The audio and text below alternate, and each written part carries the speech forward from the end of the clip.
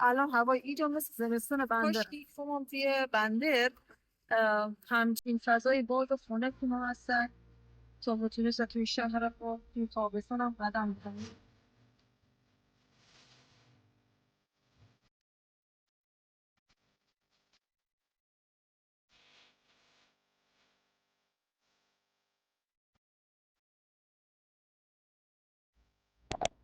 بچه ها اینجا یه منطقه جدیده توی قطر که به نام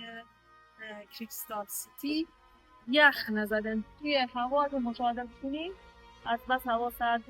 به شکل مه در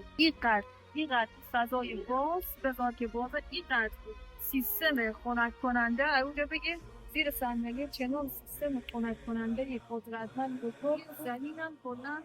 مثل قابویی که همش با کریستال رو نگیرونه که به طور فیلم بگیرم 12 شب بعد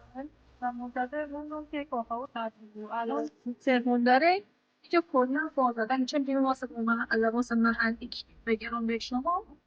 دیگه صبرم که تعطیل بود چون خیلی لباس زرق و برقشه و اینجا هم ساده پوشن خیلی سایه هست. نصف کافه ها بازه بده فاقی الان خلوت‌ترین شکل ممکن بیجام که کلا 24 ساعته روشنه. امیدوارم که یه سفر قطر رسید همه توقع بود و